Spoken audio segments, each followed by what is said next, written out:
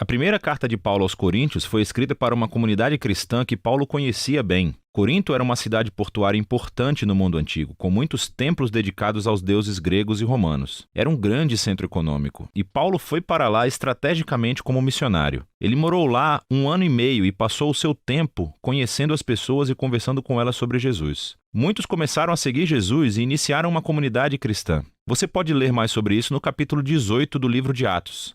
Depois de um tempo, Paulo seguiu viagem para começar igrejas em outras cidades. Ele começou a ouvir relatos de que as coisas não iam muito bem na igreja de Corinto. A igreja estava passando por todo tipo de problemas e por isso ele escreveu essa carta. A carta é dividida em 5 partes principais, junto com a saudação final. Essas 5 partes correspondem aos 5 principais problemas que Paulo aborda. A carta é lida como uma coleção de ensaios curtos sobre temas diferentes, mas há ideias centrais que unem todas as partes. Eis o que ele fez em cada parte. Primeiro, ele descreve o problema. Depois, ele responde ao problema com algum trecho da história do Evangelho, que são as boas novas de Jesus. Ele mostra como as pessoas realmente não estão vivendo o que elas dizem acreditar. A essência dessa carta é a seguinte: devemos abordar todas as áreas da nossa vida através da lente do Evangelho.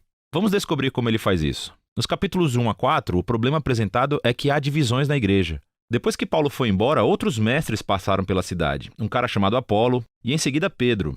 As pessoas decidiram escolher o seu mestre favorito e tornaram-se fãs daquele líder. Começaram a falar mal e desrespeitar quem favorecesse outro líder ou mestre. A resposta de Paulo foi meio sarcástica e afiada. Ele diz: "Vocês estão de brincadeira comigo. A igreja não é um concurso de popularidade. A igreja é uma comunidade de pessoas centradas em Jesus. Seus líderes e mestres são simplesmente servos de Jesus. Enquanto vocês podem preferir um líder ou outro, não vale a pena se dividirem e muito menos falar mal uns dos outros. O centro da igreja é Jesus e as boas novas sobre quem ele é e o que ele fez." Nos capítulos 5 a 7, Paulo aborda alguns problemas relacionados com o sexo. Havia várias pessoas dormindo com todo mundo na igreja. Um cara com a própria madrasta e várias outras pessoas ainda adorando os deuses gregos nos templos locais e fazendo sexo com as prostitutas que trabalhavam ali. Não só isso, mas havia pessoas na igreja que diziam que isso não era nenhum problema. Eles diziam: "Ei, somos livres em Cristo. A graça de Deus é infinita, não é? Então, sem problemas." Mas Paulo diz que não está tudo bem. Através do Evangelho, ele mostra que essa forma de pensar está errada. Ele diz: "Lembrem-se, em primeiro lugar, que Jesus morreu pelos seus pecados, incluindo a destruição de relacionamentos causada pela má conduta sexual." Se você é um cristão, a integridade sexual é uma das maneiras principais de respondermos à graça e ao amor de Jesus. Paulo também lembra que, assim como Jesus ressuscitou fisicamente dentre os mortos, os nossos corpos também serão erguidos dentre os mortos, o que significa o seguinte: se o seu corpo está sendo resgatado por Jesus hoje e eternamente, então o que você faz com o seu corpo é importante. É muito importante. Não é seu para fazer o que quiser. Paulo deixa isso muito claro. Ser um seguidor de Jesus também significa não comprometer a sua integridade sexual. Nos capítulos 8 a 10, a questão é sobre comida, mas não apenas preferências alimentares, como se você gosta ou não gosta de determinados alimentos. A questão sobre a qual os coríntios estavam divididos era sobre a carne vinda de animais sacrificados aos deuses gregos e romanos nos templos locais. Havia uma divisão entre os cristãos judeus e os gentios sobre como responder a esse problema. Mais uma vez, Paulo apela para algumas ideias centrais do Evangelho. Ele diz que a nossa lealdade é, acima de tudo, a Jesus como Senhor e não a outros. Se você estiver numa situação em que a carne foi dedicada a outro Deus, e há pessoas observando o que você faz, elas podem concluir: olha, os cristãos adoram Jesus e eles podem adorar outros deuses também. Paulo diz que nessa situação não coma a carne. A sua lealdade é somente a Jesus e você deve amar essas pessoas mais do que a si mesmo e não ser motivo de tropeço para elas. Paulo rapidamente qualifica isso e diz: escutem, como cristãos acreditamos que Deus é o Criador de todas as coisas, incluindo daquele animal. Os ídolos do templo, nós acreditamos, são apenas pedaços de madeira e de pedra. Então, se não houver ninguém ao redor que possa interpretar mal as suas ações e se você estiver com fome, pode comer.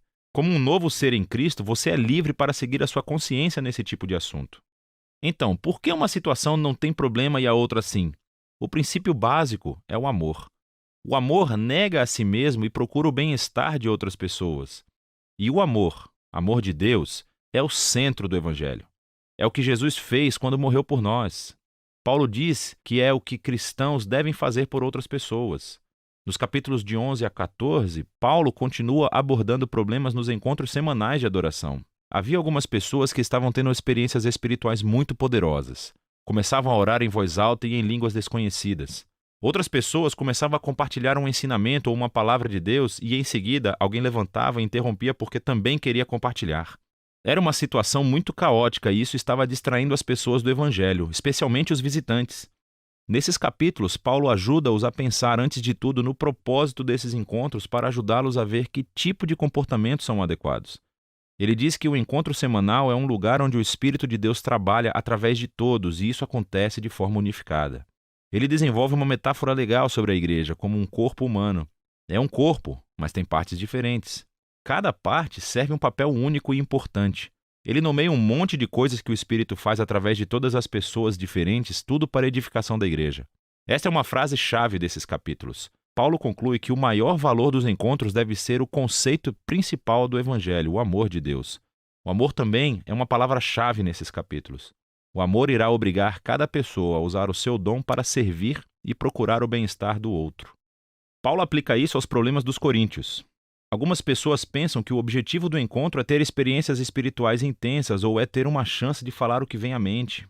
Paulo diz: escutem, eu sou um grande fã de experiências poderosas de oração.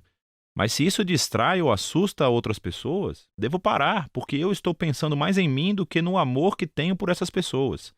O encontro em torno de Jesus deve ser organizado para que todas as pessoas possam aprender, cantar, adorar e ouvir Deus falando. O último problema que Paulo aborda é a questão da ressurreição de Jesus e a esperança futura para os seus seguidores. Algumas pessoas na igreja diziam que a ideia da ressurreição é ridícula e sem importância para um cristão. Paulo reage a isso. Ele começa dizendo que a ressurreição é uma parte essencial do Evangelho. Nós acreditamos nela por causa das centenas de testemunhas oculares que viram Jesus vivo em corpo físico depois de ser publicamente executado pelos romanos. Se Jesus não ressuscitou, Paulo diz, então a sua morte não teve sentido. Estamos todos ainda perdidos no nosso pecado e egoísmo. Devíamos parar de ser cristãos. Paulo então mostra em detalhes como a ressurreição foi a vitória de Jesus sobre a morte e o mal, como é uma fonte de vida e poder para nós no presente e como é uma promessa de esperança futura para todo mundo. A ressurreição de Jesus é a razão para a nossa união. É a razão pela qual devemos manter a integridade sexual.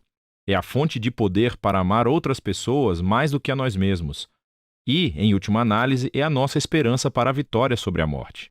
Então Paulo conclui que acreditamos que Jesus foi ressuscitado dentre os mortos, o que significa o seguinte: o Evangelho não é somente um conselho moral ou uma receita para uma espiritualidade particular. É um anúncio sobre Jesus que cria uma realidade completamente nova. E é sobre isso que se trata 1 Coríntios, sobre a capacidade de enxergar cada parte da nossa vida através da lente desse Evangelho.